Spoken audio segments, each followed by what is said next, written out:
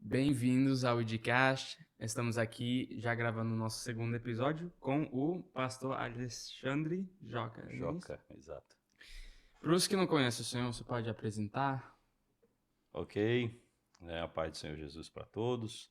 Eu sou o pastor Alexandre Joca, presido a Assembleia de Deus Ágape no Brasil, ali mais propriamente na cidade de Tianguá, no Ceará, na zona norte do estado, e sou pastor missionário.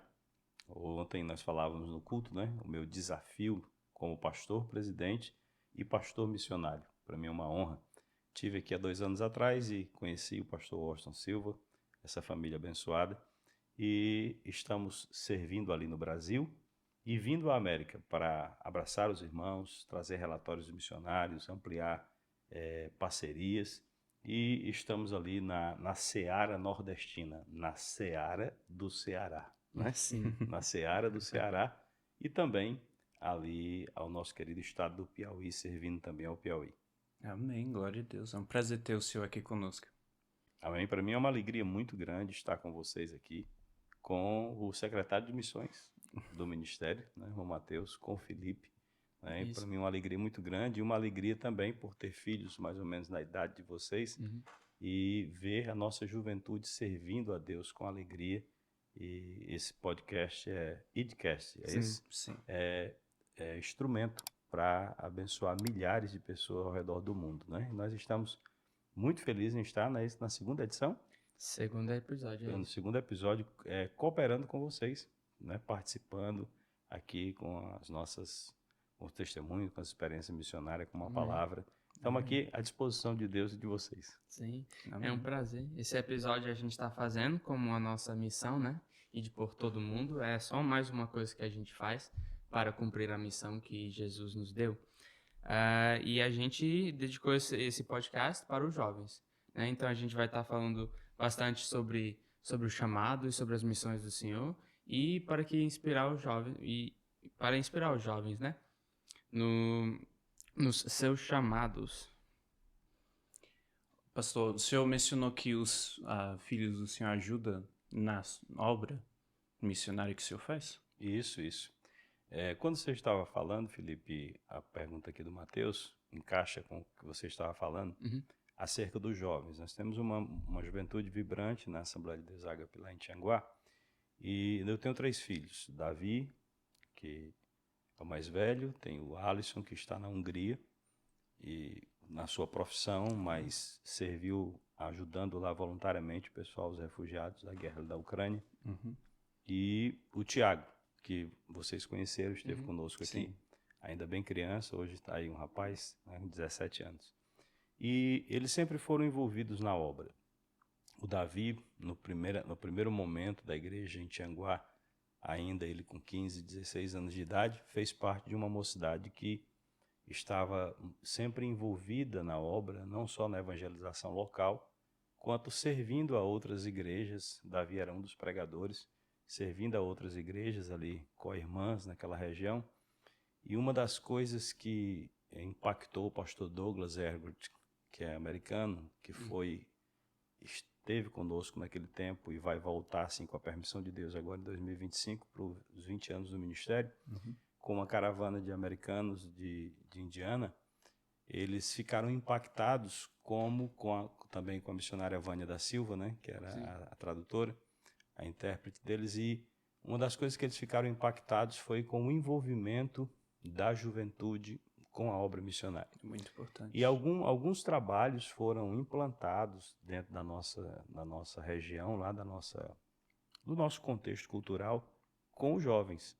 Nós temos um campo missionário no Piauí, a 90 quilômetros da nossa cidade, que é o campo onde eu falei ontem que estava conseguindo a casa para o missionário, que foi implantado através do trabalho dos jovens. Pregação, teatro, com mensagens bíblicas. E o Davi fazia parte com o Alisson menorzinho, dessa primeira leva de jovens ali. Hoje o Davi é casado, mas continua como conselheiro dos jovens. dessa primeira leva desse envolvimento. E um lugar chamado também Campanário, nós fomos fazer um retiro de jovens, e a igreja naquele tempo não tinha condições financeiras de alugar um espaço de lazer apropriado. E o que é que nos foi possível naquele ano, aí, há 15 anos atrás, dentro dos recursos? Uma escola pública que nos cedeu o espaço, e os jovens aceitaram o desafio de ir para aquela escola pública e ser um retiro de jovens diferente. A gente usa muito essa expressão no Brasil, retiro de jovens, que era um retiro de evangelização. E através daqueles 3 dias no período de carnaval no Brasil, que é muito forte, né? Sim. A questão da cultura do carnaval. E através daqueles 3 dias, dentro de uma localidade pequena chamada Campanário, no sertão do Ceará, aqueles jovens evangelizavam de dia e fazíamos culto à noite. E no último dia foi que eu consegui um banho de rio para eles poderem ali ter um lazer, porque nós não tínhamos uma estrutura naquela época para isso. Graças a Deus hoje tem uma estrutura melhor. E o envolvimento da juventude com as missões no sertão deixou uma igreja implantada em Campanário. Dali nasceu um trabalho e hoje já é uma grande igreja que nasceu naquele retiro. Hoje não faz parte mais do nosso ministério, estava muito longe, nós resolvemos passar para um outro pastor, uma liderança, mas os jovens marcaram. E outras experiências, né? Amém. Obras de libertação, que nós saímos com... Eu não tinha obreiros presbíteros, eu não tinha... Era somente eu, a minha família e os jovens.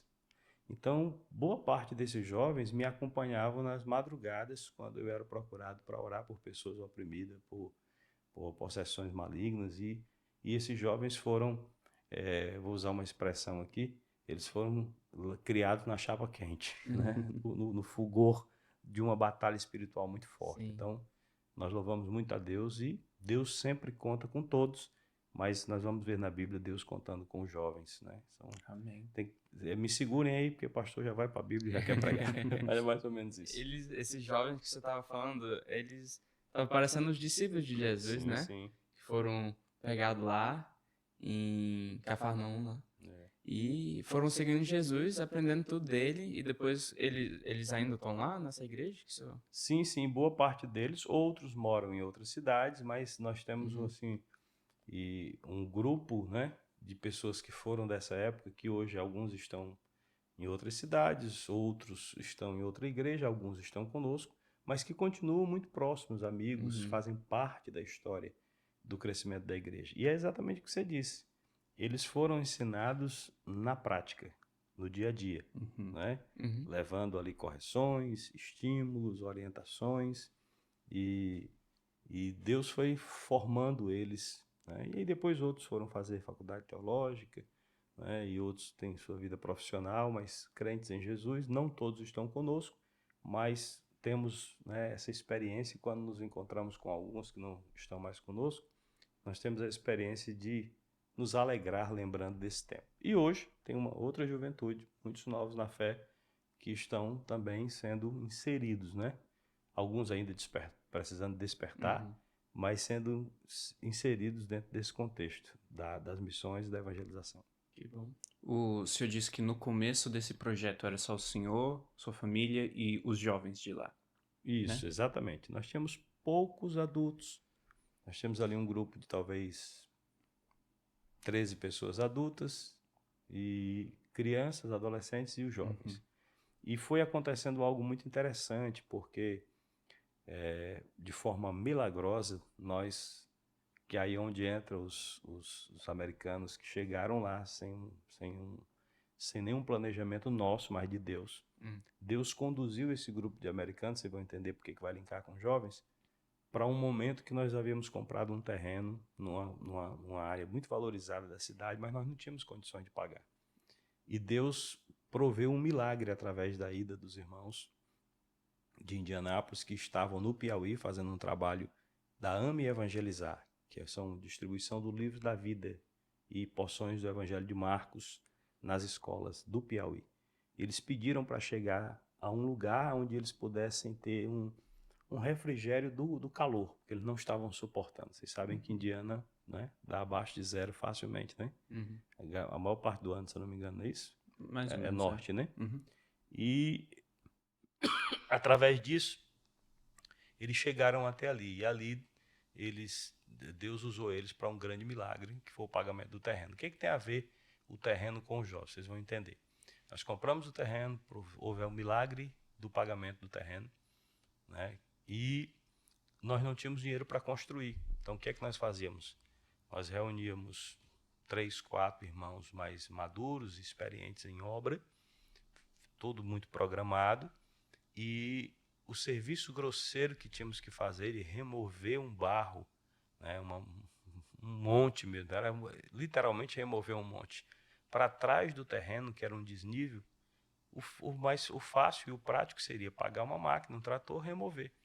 Como nós não tínhamos também recursos, só tínhamos a fé, então nós reuníamos todos os jovens, carro de mão, pá, enxada, e o meu filho tem as fotos, vou até localizar depois, mostrar a vocês, Davi com 15 anos, meu sobrinho, que hoje é pastor em Duque de Caxias, no Rio de Janeiro, Isaías Joca,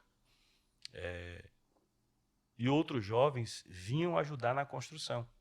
Né? E como é que nós trabalhávamos? Como eles estudavam de manhã, uns à tarde, os irmãos ocupados à noite, a gente começava de 6 da noite e ia até 1, 2 da manhã, né? Porque o clima também da serra é favorável e o tempo. E aí o que começou a acontecer? Esses jovens cheios de Deus, cheios de fogo, cheios de desejo de fazer, chegavam na classe das escolas públicas que eles estudavam, geralmente a maioria em escola pública, e começavam a compartilhar com seus amigos a mensagem do Evangelho e dizer assim, vamos lá ajudar a gente na obra? E começavam a trazer jovens, eu posso citar vários nomes, o Melquisedeque, o Melk, e outros mais, que vinham, vamos lá ajudar na obra. E uns diziam, rapaz, mas teu pai está fazendo isso aí. Aí vamos lá conhecer. Então eles vinham e eles já vinham para o carro de mão, papá, e começavam a trabalhar. E ali dentro daquele terreno, muitos desses jovens confessaram a Jesus como Salvador. Raon, Melk, né, e tantos outros confessaram a Jesus. Eu fico até me emociono porque está me trazendo à memória esse início do ministério. E ali uns não sabiam pegar nas ferramentas, jovem, né? Não tinha. Mas aí eu ia conduzindo e os irmãos mais velhos às vezes ficavam um pouco impacientes. Falei, tem calma com esses meninos aí. E daí nós chegamos a ter uma juventude com aproximadamente 60 jovens, né? E muitos deles, os rapazes, né, trabalhavam ali na construção, naquela festa de dizer assim, vamos lá ajudar. E Deus foi salvando ali. E boa parte deles confessou a Jesus na obra, na construção. Amém. Ali dentro. Um ato de evangelismo e uma obra, né? Os jovens convidando os outros, já compartilhando o evangelho e ajudando a cumprir a missão nesse lugar. Exatamente, foi Que muito bênção. tremendo. Um lugar que seria difícil para não jovens alcançar, né? As escolas, os alunos de lá. Sim. É instrumentalidade dos jovens mesmo, alcançar esses outros jovens. Quem já estava inserido ali dentro do contexto, né? Que eu sempre digo que as escolas elas se tornam campos missionários. Né? Logicamente que cumprindo as regras necessárias, sem quebrar as regras da instituição, mas o fogo que está queimando no coração de um jovem que nasceu de novo, quando o pastor não pode estar lá dentro, como você falou, é o missionário jovem que está ali ao lado do seu colega, né? Amém. Que com testemunho, com uma palavra, com uma vida transformada, com um propósito nobre, né? Vai levar essa mensagem. Então, o que um jovem precisaria para ser um missionário assim na escola ou em meio aos amigos? O que eu preciso? Exatamente. A primeira coisa que ele precisa, que é um dos ensinos básicos de qualquer lição de evangelismo pessoal, é uma coisa básica, mas é necessário ser dita, é ter a convicção de salvação. Amém. Né? É ter a convicção que é salvo. Eu não posso compartilhar do que eu não tenho. Eu não posso compartilhar daquilo que eu não acredito. Né? Então, ter a experiência do novo nascimento é importante. E os jovens, até filhos de pastores, eu digo como pastor, filhos de cristãos já tradicionais na igreja, a pergunta, se é que eu posso assim fazer, deixar para esse jovem que vai me ouvir. Você tem certeza da sua salvação? Se você não tem, não desanime não, você está no lugar certo, está ouvindo o podcast, está numa igreja, então faça a sua entrega total para Cristo. sei se vocês concordam comigo, que não só jovens, mas outros também, podem estar inseridos dentro da estrutura religiosa, dos cultos, Sim. da liturgia, mas não ter a experiência de novo nascimento. Então, Acontece. primeiro ponto, ter a experiência de novo nascimento.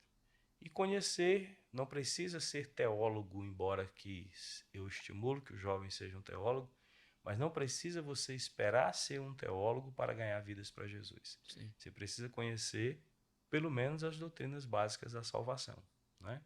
Arrependimento, fé, regeneração, santificação, glorificação, né? Quem crê, né, tem o arrependimento. Quem tem o arrependimento passa pela confessa a Cristo e os seus pecados. Quem confessa é regenerado pelo Espírito Santo. Quem é regenerado busca a santificação. E quem busca a santificação, lá na frente, quando Jesus voltar ou nos chamar dessa vida, tem a glorificação, né? Seremos como Ele é.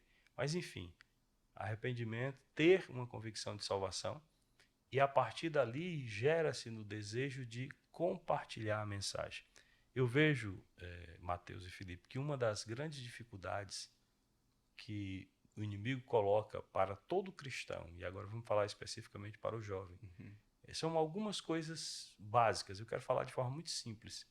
E às vezes nós criamos essa crença limitante. Por exemplo, eu sou falho, eu falhei, eu errei, eu fui tentado, e por isso eu não tenho força para pregar. Por isso que nós pregamos o ministério da reconciliação, né? Da reconciliação, do amor de Deus. Se fosse por perfeição, nem vocês estariam aí, nem eu estaria aqui. Lógico que, acabamos de falar anteriormente, que devemos viver uma vida santificada, buscarmos uma separação do mundo. Porém, quem é perfeito, se aceitamos a Cristo, é justamente porque nós precisávamos de perdão. Nós precisávamos de um Salvador. Então, jovem, não deixe impedir a sua vida de ser um pregador do Evangelho, porque você não é perfeito. Eu também não sou, né? Então, receba a ousadia do Espírito. Quando a palavra de Deus diz lá nas cartas de João, jovem, sois... Por que essa palavra foi tão forte para o jovem? Jovem, sois fortes. Amém. Por quê? Porque você é inteligente, porque você mora na América, porque você tem você mora no Ceará e é valente, né? Um nordestino cabra macho. Não, jovens, sois fortes. Por quê? Porque a palavra de Deus está em vós. E porque a palavra de Deus está em vós, já venceste o maligno. Então, para ser um missionário, um pregador do Evangelho, convicção de salvação, e entender que foi a graça de Deus que lhe perdoou e a disposição de cumprir uma ordem, né? Ide e pregai. Amém. Ide e pregai. Então, dentro dessa dependência, jovem, você deve ser instrumento de Deus na sua escola, no seu contexto cultural, aonde você está, para levar a mensagem a quem está mais próximo a você. Missões, muitas vezes a gente olha lá para os confins da terra, mas ela começa onde? Atos 1:8.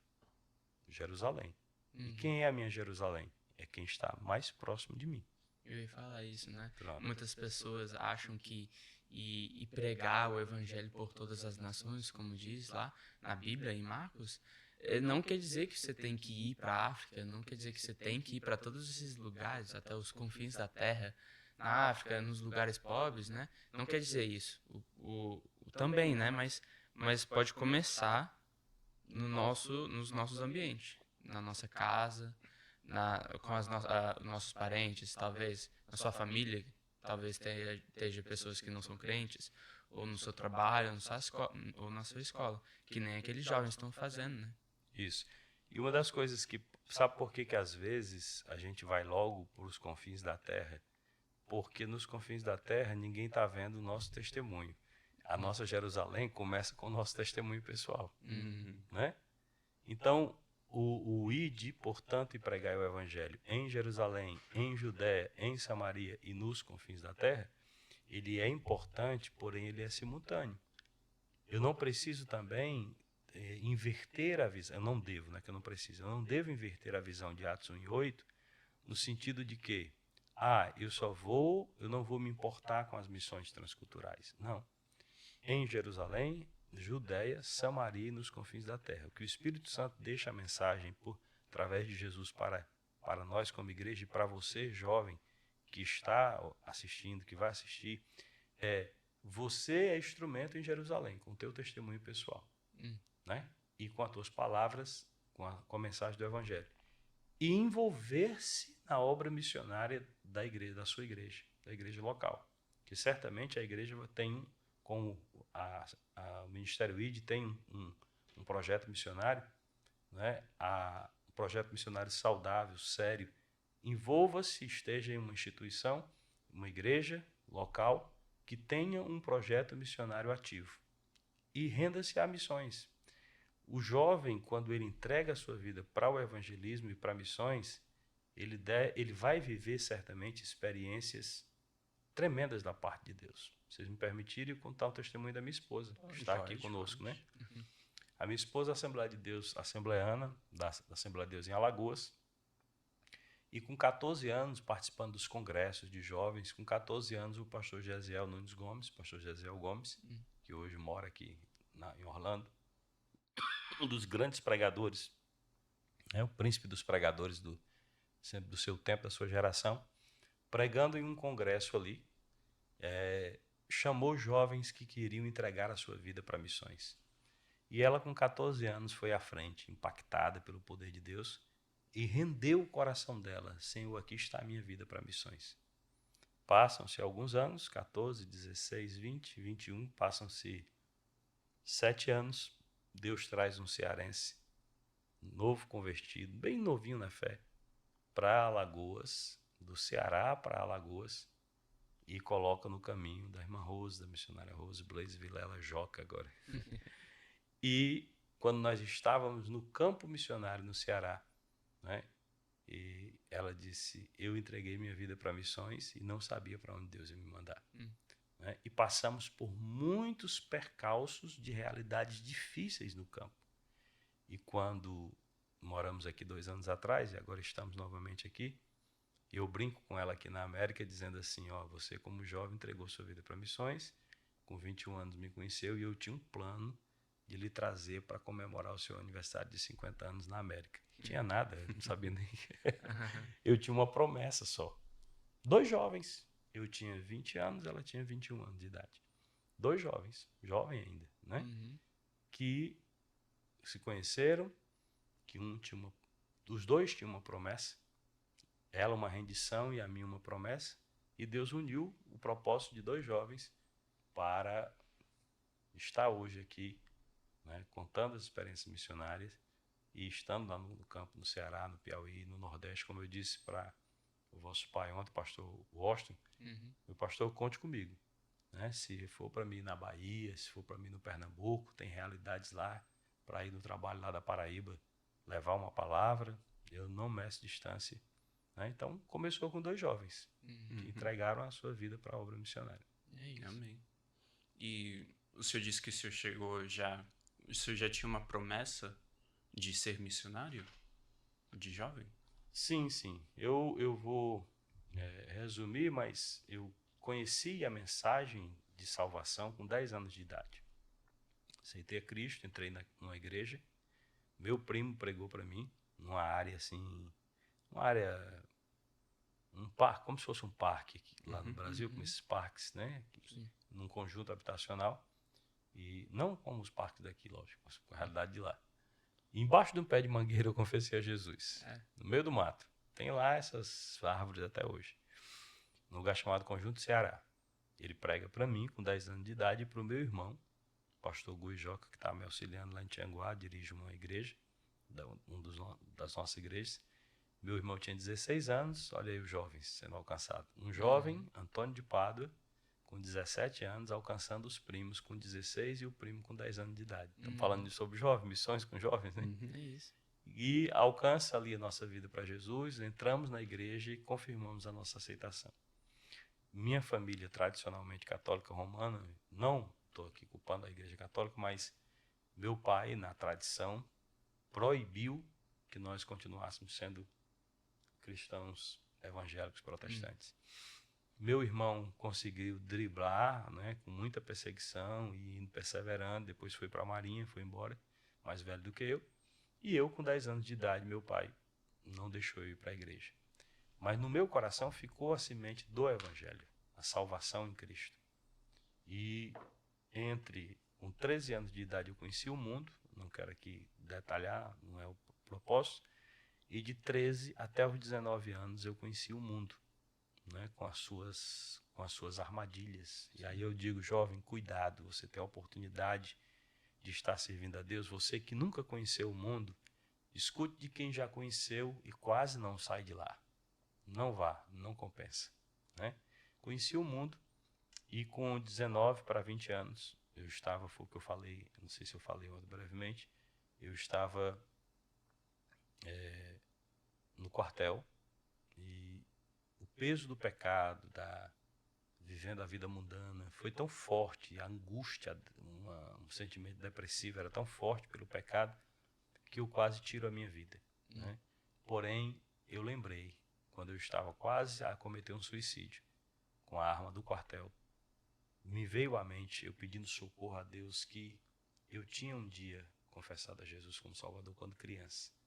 E ali eu voltei para Jesus, da minha forma, pedi oração a um amigo, e comecei ali a servir a Deus na minha juventude. E eu comecei a ir para as orações, né? Saí do quartel de serviço, um cristão da minha turma orou por mim, né? E eu comecei a congregar numa igreja, em Fortaleza, no Ceará, no mesmo bairro onde aceitei Jesus, não nessa mesma igreja, mas em outra igreja, Assembleia de Deus. E chegou uma proposta de um irmão meu para eu ir morar no estado de Alagoas, né? E trabalhar com representação, enfim. E eu pedi uma prova a Deus, mesmo novo na fé. Eu entendia, meu irmão mais velho me falava, vinha da Marinha de férias, trazia companheiros de oração com ele, militares do quartel. E eu conhecia, sabia que Deus falava, usava em profecia, mesmo novo na fé. Mas eu não fui numa oração. O interessante foi isso.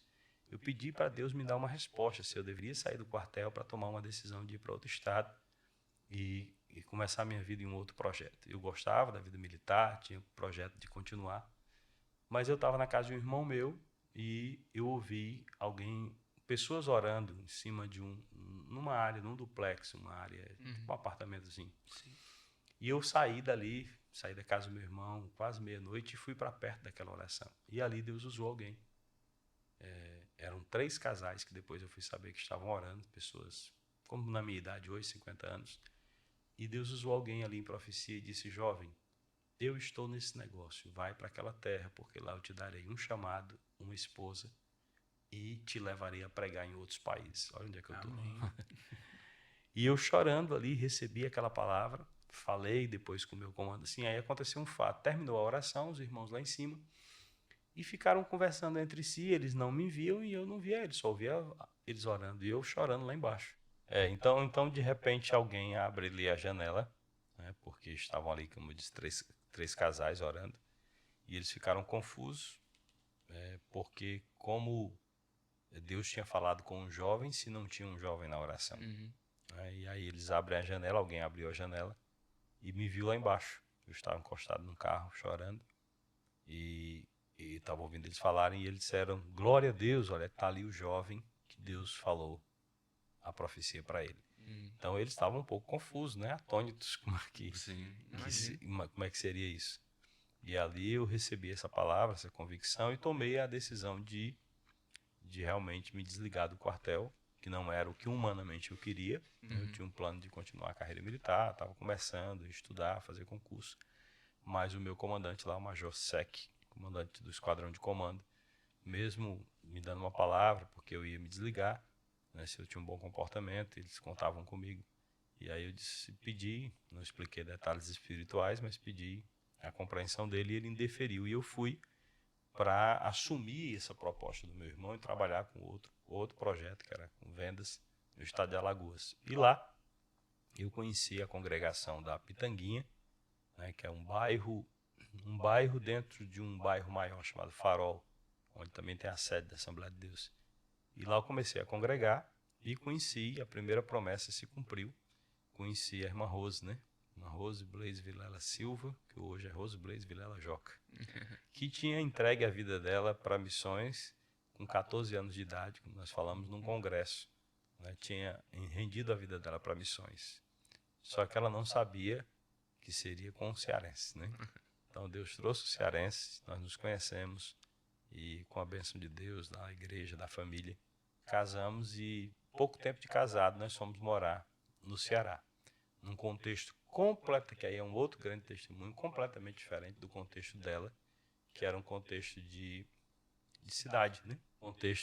Foi para um contexto rural, porque embora eu tinha o meu plano pessoal, trabalhava com representação, tinha uma firma com meu irmão e estávamos começando a fazer curso de teologia, mas eu recebo um convite do meu pai de ir para a roça. E eu ousadamente, às vezes quando eu dou palestra para os nossos jovens sobre a questão de casamento, eu digo, não faça o que eu fiz, faça com mais planejamento. Mas Deus honrou, porque hoje esse lugar, esse torrão de terra que eu fui com ela, e ela é uma heroína, porque com muito amor e muita convicção, né, suportou um contexto totalmente diferente do dela, hoje é a base missionária, que vocês quando forem no Brasil vão conhecer, que é onde está o missionário Josiel, que era na época a casa dos meus pais, né? E hoje tem uma igreja, nesse tempo não tinha nada de evangelho ali. Nós chegamos, eu cheguei como, ainda posso dizer novo na fé, com 2 anos de fé, e fui congregar naquela pequena igreja da roça, fui auxiliar um primo meu, irmão Alberto, que ele era diácono na época, e eu simplesmente membro auxiliar, um jovem auxiliar, um jovem casado, né? Um jovem senhor. E aí começamos a pregar o evangelho. Aonde o missionário Josiel está pregando hoje, eu andei na época, em 1992, pregando nesses lugares, né? Nessas vilas, nessas serras, nesses valados. Mas um lugar de uma resistência espiritual muito forte. E hoje, muita perseverança, com o trabalho que a missionária Glaucia fez, a minha irmã, nós demos continuidade, o missionário José está lá. Hoje nós temos vários crentes ali, mas com muita perseverança. E aí, voltando, esses 2 jovens, né, casados, recém-casados, Alexandre e Rose, iniciaram naquele campo missionário. E depois fui morar em outro lugar, mais perto da capital, e a primeira função que eu tive na igreja, depois de casado, foi liderar jovens, né? E sempre esteve muito ligado ao meu ministério, como está até hoje, jovens e missões, missões e jovens. Isso tem tudo a ver, né? Isso é um dínamo de Deus, é uma dinamite de Deus isso aí. Juntou esses 2 fatores, jovens incendiados pelo poder de Deus, desejosos de servir na obra missionária, na igreja local, na sua comunidade, na sua escola, e desejosos de envolver-se com missões, e é uma mistura que dá certo, né? É uma união que dá certo, que casa bem, né? Porque os jovens, vocês estão na força, no vigor, no idealismo. E quantos jovens estão entregando o seu ideal para as drogas, estão entregando o seu ideal para o mundo, estão entregando o seu ideal para a prostituição? E é tempo, urge o tempo, sempre foi, mas urge o tempo de o jovem se envolver com o evangelismo, com a obra missionária, com amor pelas almas, entregar e render a sua vida para a obra missionária. Amém. Pastor, eu gosto muito do ensinamento de Jesus sobre o servo fiel, né? Paulo escreve para Timóteo, né, temos que estar sempre preparados para ensinar no tempo e fora do tempo, certo? Sim. E Jesus ensina que o servo que só faz o que é mandado é um servo inútil. Tem muitos jovens que estão, como mencionamos já um pouco antes, que estão esperando o chamar de Deus assim supernatural para eles começarem a se dedicar, para eles começarem a prestar atenção para as missões ou para a obra de Deus. E muitos jovens que estão esperando, como o senhor falou, que tem dúvida, que acha que eu pequei, eu caí na tentação, então eu não posso fazer nada. Né? O que você falaria assim para o jovem que está esperando assim? Pronto. Você falou sobre os ensinamentos do apóstolo Paulo, e eu sempre digo que fora Jesus, todos os personagens bíblicos, né, têm a sua história, a sua relevância e a sua importância. Mas se eu fosse escolher, nesse bate-papo, qual os personagens bíblicos que mais lhe chamam a atenção, fora Jesus? No Antigo Testamento, Davi, e no Novo Testamento, Paulo. Justamente, eu estou indo um pouquinho mais longe para vir para a resposta à sua pergunta. Justamente pela praticidade de Paulo. Eu sou muito prático, né? Nem todos são obrigados a ser práticos. Existem os metódicos e o mundo precisa dos dois, né? Sim. Mas Paulo era muito prático, embora um homem muito inteligente, mas muito prático. Quando Paulo diz assim, uma coisa fácil agora é que, deixando lá em Filipenses, né? Deixando para trás as coisas que ficaram, eu olho para frente e prossigo para o alvo, para o prêmio da soberana vocação de Deus em Cristo Jesus. Paulo, quando conhece a Cristo e vem para o contexto da igreja, na carta aos Gálatas, ele chega, né, quebrando na solda, como diz lá no Ceará. É assim, como é que eu posso dizer para vocês entenderem melhor? Ele chega botando o pé na porta, né? Deu para entender melhor. Sim. Lá na frente, ele mais velho, ele vai ter um discurso mais... E aí, o que eu quero dizer com isso? Quem fica esperando, há um texto em Eclesiastes, um texto prático, podemos dizer até filosófico, né, que diz assim, o que olha para as nuvens nunca colherá, né? O que olha para o vento nunca semeará, e o que olha para as nuvens nunca colherá. Quem fica esperando um tempo favorável, no caso agora o jovem, para entregar a sua vida para missões, está perdendo tempo. Está perdendo tempo, né? O tempo é agora. O tempo é o que Deus está requerendo de cada um de nós e de você, jovem, para te usar na obra missionária, para você ter experiências com Deus na obra de missões, é só uma coisa, disposição e posicionamento. Não é? Posicionamento. Porque às vezes nós queremos esperar que um anjo desça do céu, que haja uma, né? Enquanto que a profecia, eu acabei de dar um testemunho de profecia, mas já havia uma disposição de tomar uma decisão. A profecia veio, no meu caso, como resposta de uma oração. Senhor, eu quero tomar a decisão certa. Né? Nesse caso específico que eu contei. Então, o que o jovem precisa fazer é, eu estou aqui, Senhor, com erros, acertos, limitações, eu rendo meu coração. O que tem para fazer? O que eu posso fazer? Né? Em que eu posso servir? Buscar ser o servo útil, buscar ser o servo útil, fazer com mais zelo, com mais disposição. O que tem para servir? Não é? Eu não vou usar o microfone ainda, eu não terei oportunidade para pregar no microfone, porque às vezes nós nos enganamos muito achando que estar pregando é estar pregando no templo. No templo é só uma das partes, né? Podemos dizer assim, uma das oportunidades que temos de pregar. Mas o servir, eu estou à disposição para recepcionar, eu estou à disposição para fazer uma lembrança, um artesanato, eu estou à disposição para ir... Para mim é um pouquinho difícil do contexto de vocês aqui, porque eu não sei como é que funciona muito aqui na América, principalmente aqui em Orlando. Mas eu estou à disposição, vamos pegar o meu contexto lá. Existe no Brasil, existe muito na cidade de interior as feiras, não sei se vocês já ouviram falar, sim. As feiras públicas. Então no sábado nós temos em Tianguá, e aí eu vou tentar depois localizar uma foto para mostrar a vocês, uma feira, né, pública que é tradicional no sábado. E foi um ministério americano para lá, do evangelista Adam Smith, e fez uma grande cruzada em Tianguá. E nós fomos às igrejas cooperar na evangelização. E parte dos que estavam ali no sábado pela manhã eram jovens da nossa igreja. E Deus usou uma jovem da nossa igreja, como usou muitos outros irmãos, para orar por um senhor de uma outra cidade. Estava passando uma grande necessidade, passando ali. E ela orou por ele, confessando a Jesus no meio da rua, entregando um panfleto de evangelização. Então, no contexto lá do Ceará, tem a feira, pega um panfleto de evangelização, vai para a feira evangelizar, pega um violão, vai numa praça e começa a tocar, como a nossa mocidade fez muito, né? aquela primeira fase que eu falei, pegava um violão, fazia uma roda ali no meio da praça, né? E começava a tocar violão e cantar, tocar e cantar, tocar e cantar. Daqui a pouco tinha um monte de jovem que ia se aproximando. E quando se aproximava, um deles ali trazia uma palavra de alguns minutos e muitos ali confessavam a Jesus. Então, como eu disse, dependendo do contexto. Agora, se nós ficarmos olhando para o desafio e deixando que desculpas vão se avolumando na nossa mente, no nosso coração, nada vai acontecer.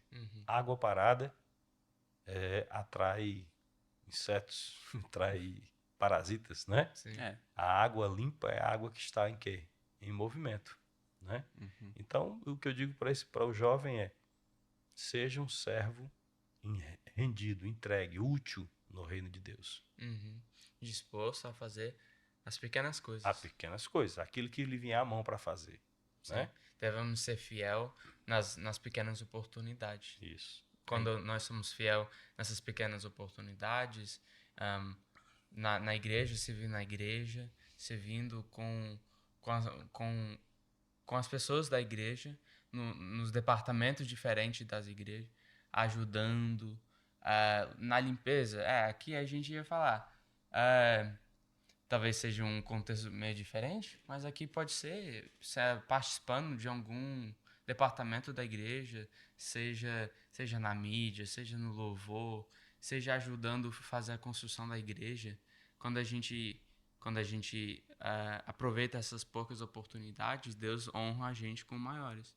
Quando a gente evangeliza nos pequenos lugares, na escola, para os nossos amigos, pessoa do trabalho, Deus nos abençoa com um projeto como o senhor, né? Um projeto de missionário nesses lugares onde precisa muito. Isso. Eu tenho um testemunho, daqui da América, dos 2 anos que eu passei aqui, não tenho nenhum constrangimento em contar. Pelo contrário, eu conto isso até numa escola bíblica para obreiros, se for se encaixar. E como é importante. Não conto isso com nem constrangimento, nem vaidade. Né? Eu cheguei para servir aqui na igreja em Pompano, né, em Fort Lauderdale, ali naquela região, para servir como pastor missionário auxiliar do trabalho por 2 anos. E o que eu estou dizendo aqui serve para um obreiro, serve para um jovem, serve para todos nós, na obra de Deus. Ninguém nunca pediu para dizer: pastor, faça isso na igreja, faça aquilo. Eu cheguei para servir como pastor, como pregador, como professor de escola dominical, o que fosse necessário na palavra. Porém, em uma reunião na igreja, eu vou falar um exemplo prático, que você falou de limpeza, né? E em uma reunião na igreja eu notei uma carência, dado a correria aqui da América e um trabalho menor do que o de vocês aqui. Pouca gente, o pessoal estava com dificuldade de cumprir a escala de limpeza da igreja. E eu estava chegando, e eu sou pastor-presidente no Brasil. Eu olhei e eu disse: aqui tem uma oportunidade de servir a Deus, de servir a igreja e de também mostrar para as pessoas por que eu vim para cá. Era minha função? Não. A igreja pediu que eu fizesse isso, eu vim do Brasil para servir na limpeza da igreja? Também não. Mas eu pedi ao pastor uma oportunidade e eu disse: pastor, o senhor pode me ceder uma chave do templo? Pode me permitir limpar a igreja? Por quê? Eu estava bem hospedado, um apartamento montado, 2 carros simples, mas úteis para mim e para minha esposa. Enfim, não vou falar detalhes, bem cuidado pela igreja. Por que eu não poderia retribuir o mínimo se a igreja estava com uma dificuldade naquela área? E os irmãos ficaram assim, se entreolhando e pegamos. E os 2 anos que nós passamos aqui, nós limpamos a igreja voluntariamente. Ninguém nos pediu para fazer. E aí passamos o primeiro ano normal, né, de normalidade, depois veio a pandemia, 2020. E na pandemia, Deus me mostrou uma outra necessidade. E disse: agora você vai. Não estava tendo cultos. E o seu campo missionário é dentro do condomínio, com os brasileiros. Né? E outra coisa, com os brasileiros, as lives, que muitas pessoas confessaram a Jesus através das lives que nós fazíamos no apartamento de sexta-feira, de 10 à meia-noite, horário de Brasília. O Tiago, pequenininho, era que me ajudava na preparação, telefone e tal. E arroz, né? E eu fiz um office improvisado ali. E as lives. E comecei a gerar, já estava gerando em 2019, que eu comecei a me relacionar através de alguns trabalhos que não era necessidade de manutenção, era necessidade de relacionamento, né? E naturalmente vinha a recompensa das horas em dólar, que também não é ruim, né? Mas o trabalho, Deus sabe que foi uma forma que eu me relacionei com as pessoas aqui. Eu preciso me relacionar com elas. Já que eu vinha de um contexto que lá no Brasil eu tinha, se eu quiser parar o carro com som numa esquina da rua, eu paro e prego. Aqui já não pode fazer isso, até onde eu sei. Diferente. Pois é, um pouco diferente. Então, eu me relacionei com as pessoas. E aí, quando a pandemia apertou, Deus me deu mais uma ideia. Criar um projeto de alcançar os homeless com água. Com água. A garrafinha de água. Então eu andava com 2 bags de água do meu lado no carro. E aí na época, meu pouco inglês, que melhorou um pouquinho, mas não dá para conversação. Mas vai dar. Um dia eu vou estar conversando com vocês. Amém, não Jesus. Amém. E aí eu dava uma palavra para eles. E nós fomos para um albergue, que eu não sei como é que se chamam aqui, onde o governo provê abrigo para eles. Um shelter. E eu convidei um amigo, irmão Raul Schmanfield, lutador de MMA, crente em Jesus, força de leão e coração de cordeiro. Vocês precisam conhecer ele, moço vencedor do PFL, que é o campeonato lá da edição de 2 anos atrás, campeão mundial. E o Raul era meu vizinho de condomínio. Eu falei, Raul, tu vai me traduzir, tu vai traduzir. Eu vou pregar para eles e tu vai traduzir. Aí o Raul foi comigo a primeira vez, levou o violão, porque parte dos homeless não tinha conseguido entrar, né, para serem acolhidos, porque tinha um prazo, e eles ficaram na rua, ali em Pompano. E eram muitos. E nós saímos pregando o evangelho para eles, orando por eles, distribuindo água, algumas comidas, né, embaladas direitinho, e levávamos o amor de Deus, alguns afastados do evangelho. Então, seja no condomínio que nós ganhamos vidas para Jesus, vimos casamentos ser restaurados, seja com os homeless, para o pessoal aí do Brasil, os mendigos, né? Seja com eles na rua, porque o milionário tem alma, o homeless também tem. Então, não importa quem é, o que importa é uma vida para Jesus. Só que aconteceu um fator engraçado. Na segunda vez que eu fui, o Raul tomou a minha função de pregador. Já estava tão cheio de fogo, o lutador lá, o campeão, que agora ele que estava pregando e eu ficava só na intercessão. E depois a gente voltava brincando, dizendo assim, rapaz, você tomou o meu lugar. Ele falou, não, pastor, eu fiquei empolgado e agora eu estou pregando para eles. E no começo ele não queria ir. Então o que é que eu quero dizer com essas ações? É que não há desculpas. Existe uma necessidade. O que está em João no capítulo 4, quando Jesus diz para os discípulos, versículo 31 em diante, quando eles chegam com a comida, depois de Jesus ter alcançado a mulher samaritana, e ele diz, mestre, come. Ele diz, não, eu tenho uma comida para comer, que é fazer a vontade do meu Pai. Jesus toma o exemplo de uma necessidade básica, a alimentação, e deixa eles meio... Jesus ia, né, estrategicamente, deixando eles espertos para os raciocínios ali. Não quer comer? Nós fomos comprar comida e agora não quer comer? Mais ou menos isso, né? E aí Jesus diz, não, eu tenho uma comida para comer, que é fazer a vontade do meu Pai. Jesus diz assim, vocês dizem que há 4 meses ainda antes da colheita. O nome lá está safe, mas vou falar colheita para ficar mais fácil, né? Porém, a colheita já está pronta. Se Jesus disse isso naquele tempo, os campos já estão preparados, brancos para a colheita. Se Jesus disse isso naquele tempo, o que será de hoje, jovem? Apodrecendo já. Apodrecendo, né? Então, o que é que nos impede? Que desculpas nós vamos ficar apresentando para Deus ou para nós mesmos para tentar? Então, não há desculpas. Não há desculpas. Tem que haver posicionamento. Então, Jesus mostrou a urgência. Então, eu falei dessas ações do servir. Tinha uma necessidade e eu disse, me dê para cá que eu vou fazer. Se eu disser para você que às vezes não vinha na minha mente, por que eu estou limpando a igreja? Eu sou pastor lá no Brasil, sou pastor presidente lá. Vem, porque nós temos um ego, né? Aí ele falou, fica aí, ego, e tome vecchio. Cantando, né? Louvando a Deus. Passa por cima do ego. Passa por cima do ego, né? Mas por que eu tenho que seguir as orientações do Mateus? Se ele é tão jovem quanto eu, né? Não estou fazendo média com o Mateus, não estou citando o que Deus está mandando eu dizer. Passa por cima do ego. Serve a Jesus, né? Então, nos servir na evangelização no condomínio. Tinha necessidades ali, né?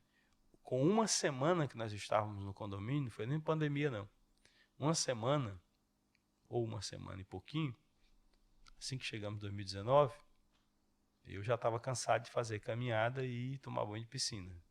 Ninguém nunca mandou eu fazer nada. E eu fiquei olhando e eu falei, eu preciso fazer alguma coisa, evangelizar, me mover. E tinha a festa da igreja, que estava chegando, e eu perguntei à irmã Vânia, né? Quais eram as regras do condomínio, já que ela é... Como é que chama administrador em inglês? Manager? Administrator. E como ela administra o condomínio, e eu perguntei a ela como é que funcionava, se eu poderia bater nas portas, gentilmente, entregar um convite. Ela pode. Então ela me deu a relação de apartamentos de brasileiros, tinha em torno de 40 apartamentos, e eu saí com o Tiaguinho, né? À noite, e nós ficamos subindo e descendo escada, com um convitezinho muito bem feito para a festa da igreja. E uma das pessoas que eu conheci foi o Raúcho. Quando eu bati na porta, saiu aquela montanha de tatuagem assim. Aí eu sabia que era brasileiro, me identifiquei. A palavra era, sou pastor missionário, estou aqui há uma semana, vim te convidar para a festa da igreja, Deus te abençoe. Pronto. E aconteceu um fato interessante. Posso contar? Sobrenatural. Pode. O Raúcho foi na festa da igreja, depois ele foi no office do condomínio, uma reunião de homens, que nós fazíamos, e ficamos amigos, e aí desenvolvemos uma amizade. Passa-se o tempo, eu volto para o Brasil. Quem estava fazendo essa evangelização? Eu e o Tiago, meu filho, ali comigo, entregando os convitezinhos também.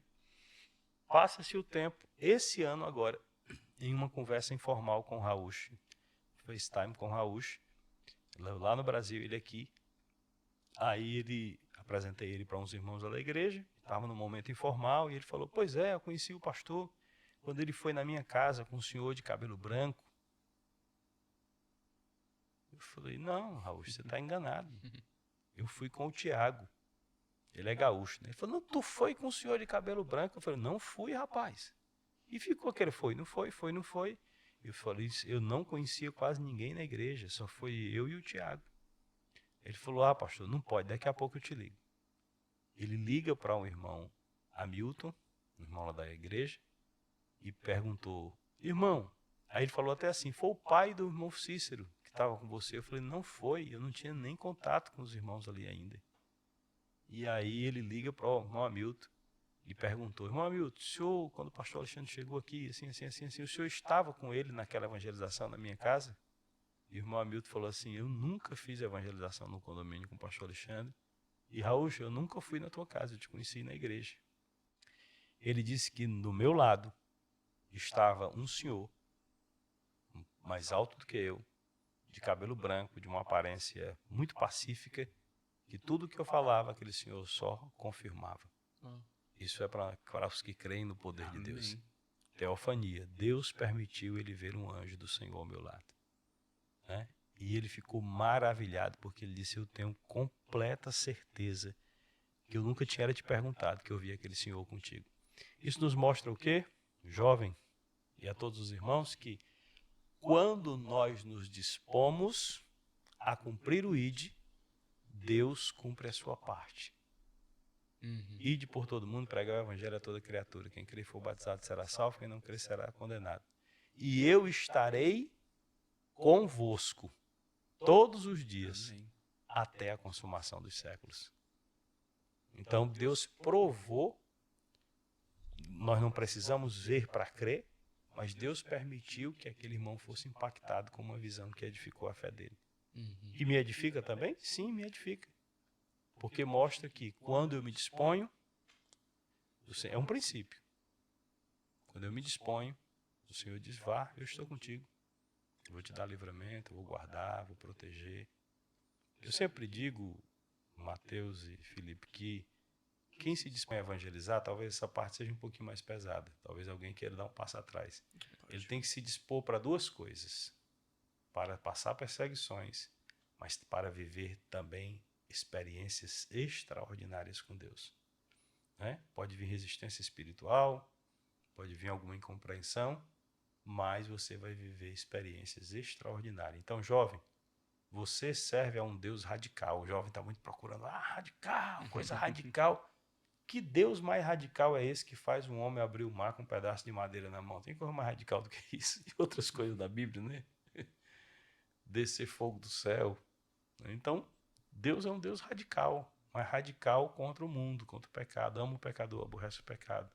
Então, viva a sua experiência com Deus de forma plena, na força da sua juventude. Porque depois muitos querem fazer, mas não tem mais o mesmo vigor. O irmão Raúcho, né? O nome dele, ele se dispôs, né? Ele estava lá com o senhor amigo, o senhor conhecido. E ele não foi a pessoa que foi evangelizar, mas ele usou o pequeno que ele tinha para ajudar o senhor, né? O inglês, para traduzir. Sim. Ele foi com o senhor, acompanhou o senhor, até no começo estava liderando esse evangelismo, mas depois de um pouco de tempo, ele já começou, né? Ele tomou o seu lugar. E é engraçado que o Raul é muito sincero, é um amigão, é um filho, assim, uma pessoa... Ele é muito sincero, dentro do que você está dizendo, me permita aqui, que na primeira vez ele não queria ir. Ele falou assim para mim, depois que se empolgou, ele disse para mim, pastor, eu fui porque eu te amo, mas eu não queria ir. Até quando você não quer ir e vai, você volta transformado, né? Você é impactado. É uma experiência interessante. Isso é a oferta que Deus aceita. Isso. Né?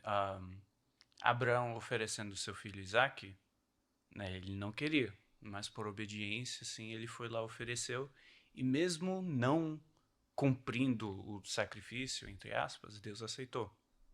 Aí seria, se você tem vontade de fazer missões, tenha tanta vontade e tanta fé que você poderia, se a oportunidade viesse, e você poderia ir lá e fazer. Mas mesmo se essa vontade não cumpriria, Deus aceita essa oferta que você está ofertando para Deus.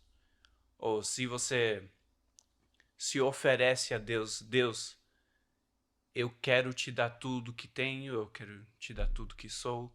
Mesmo se Deus não pedir tudo que você tem e tudo que você é, você ainda deu e Deus ainda aceitou esse sacrifício. Aquele caso do pai, né, que pede os filhos, né, que diz para o filho, vamos lá para a missão, para o trabalho, e o diz assim, eu não vou. E o outro diz, eu vou.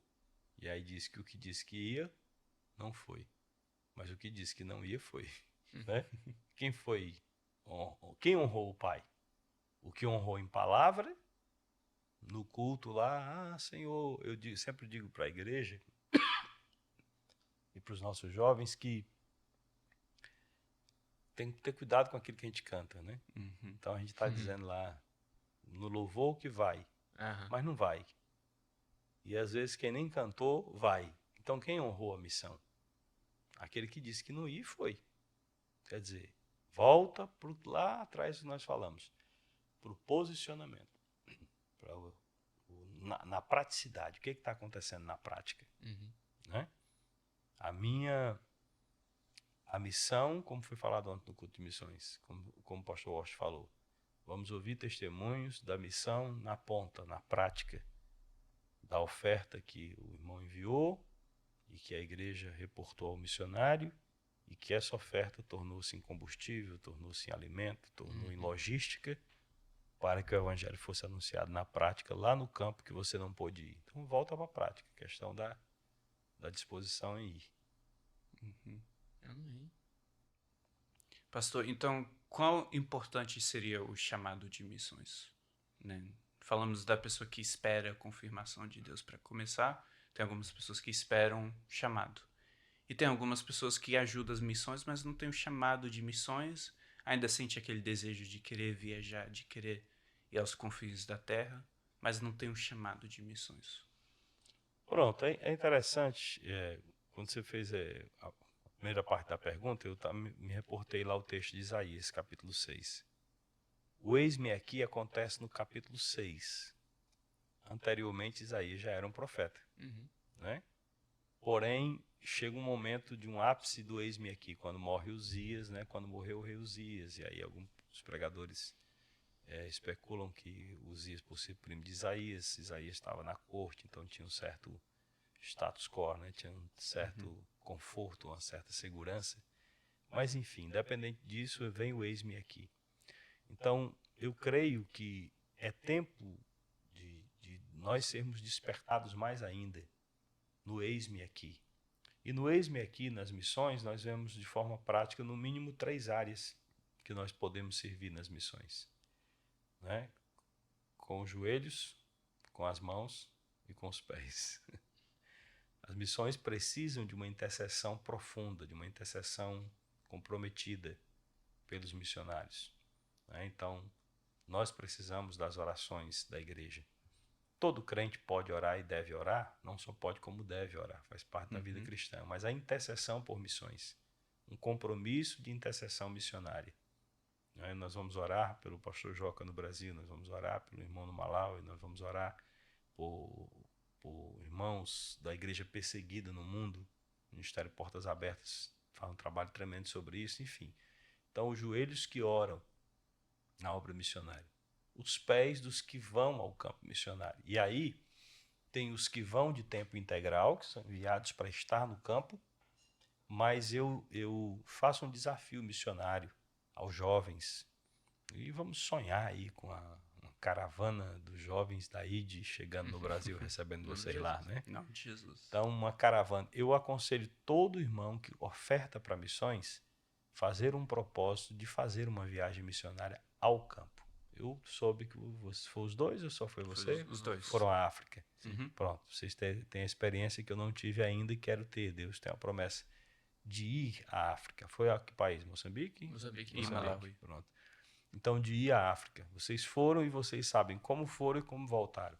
Certamente vocês voltaram mais diferentes. Sim. Voltaram impactados. Então, faça um propósito de Deus te dar uma oportunidade jovem de ir ao campo missionário, de fazer uma visita ao campo missionário.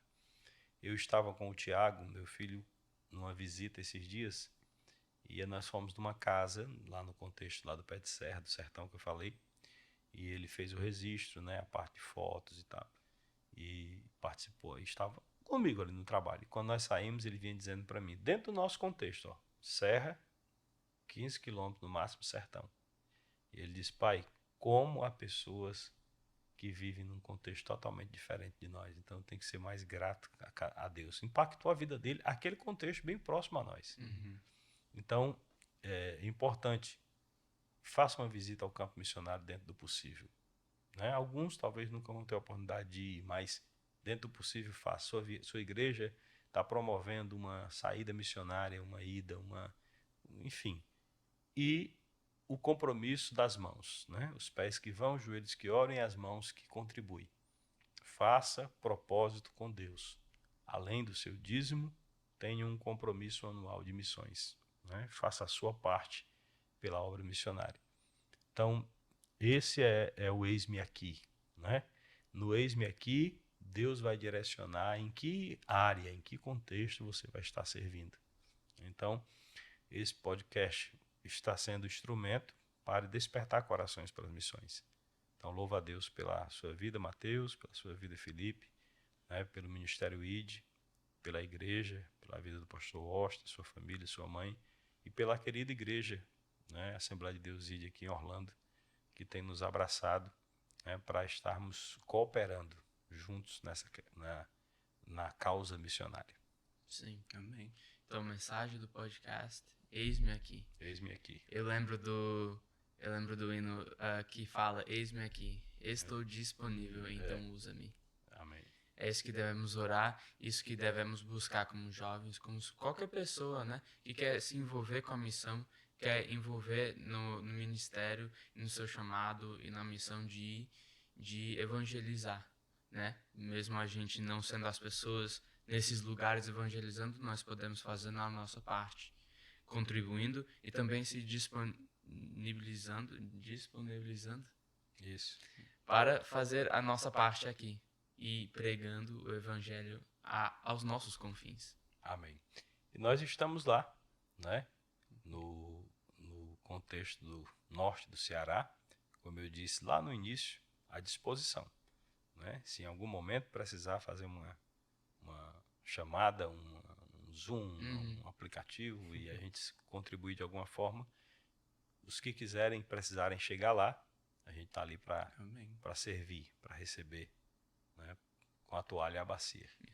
Você tem alguma rede social que o senhor fica postando? Sim, eu tenho a rede social mesmo, meu Instagram, Pastor Alexandre Joca Oficial, né?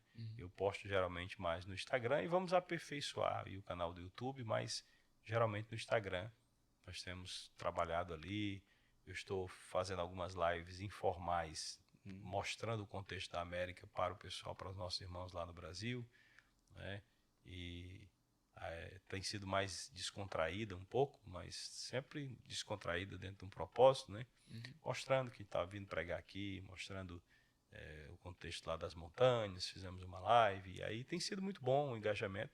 Você pode nos seguir lá, Pastor Alexandre Joca Oficial, né? E depois a gente vai estar postando lá na própria live, no próprio canal do Instagram, o Instagram da Associação Missionária Ágape, que também tem feito o trabalho, só que a gente vai ampliar mais o Instagram. Por enquanto eu estou usando mais o meu, pessoal. Tem algum projeto que o senhor está planejando mais à frente, ou que vai acontecer daqui a pouco, que o pessoal pode achar o senhor? Sim. Nós estamos, inclusive hoje, pela manhã eu falava com o Davi, nós temos no campo missionário do Sertão, lá no pé de serra, como nós chamamos na nossa linguagem lá no Ceará, nós temos o terreno, que é uma das prioridades, né, que foi doado o terreno de um hectare de terra, e a gente conseguiu o poço para a comunidade, que era muito carente de água, vocês conheceram, através dos vídeos, né? E nós conseguimos o poço profundo, está funcionando com água de qualidade. Amém. E nós estamos levantando as estruturas para fazer um salão, né? Para as crianças se reunirem, crianças já aceitaram Jesus, suas famílias, e ali a gente dá alguns cursos para aquelas crianças, e primeiro a questão da evangelização e o acompanhamento social. E é um trabalho de artesanato, de uma fábrica de doce caseiro para as mães, para poder dar uma subsistência, uma qualidade de vida melhor para aquelas famílias, eles mesmos produzindo. E a gente tem a ideia de fazer uma feira anual com tudo que eles produzirem e com colheitas, com mel que eles colhem na própria floresta lá, na própria região lá né, onde as abelhas são naturalmente, eles fazem essa colheita. Enfim, reunir produtos que as pessoas conheçam aquela comunidade, tragam uma qualidade de vida melhor, mas a prioridade é sempre levar a mensagem de salvação e transformação. Então nós estamos lá com esse desafio mais urgente. Precisamos mandar limpar o terreno com um trator para poder também fazer um campo de futebol, para que a gente implante, junto com o projeto para as mães, uma escola de futebol, uma escolinha de futebol para as crianças. E aí está indo tudo pela fé. Nós não tínhamos o terreno, Deus nos deu, nós não tínhamos a estrutura de cercar o terreno, Deus nos deu, nós não tínhamos o poço, Deus nos deu. O que eu pude fazer com os recursos que tinha, deixei as estruturas levantadas, e agora eu preciso cumprir. E aí vem a parte de uniforme de futebol, bola, essas coisas. Então, prioritariamente, nós estamos nesse desafio lá para dar uma estrutura melhor para que o trabalho avance lá com essa comunidade em torno de 60 famílias. Amém. Estaremos orando e Amém. esperamos que todos os nossos seguidores também estão orando. Amém. Glória a Deus. Viu? Muito obrigado aí pela oportunidade. Claro, obrigado, pastor. Amém. Bom estar com vocês.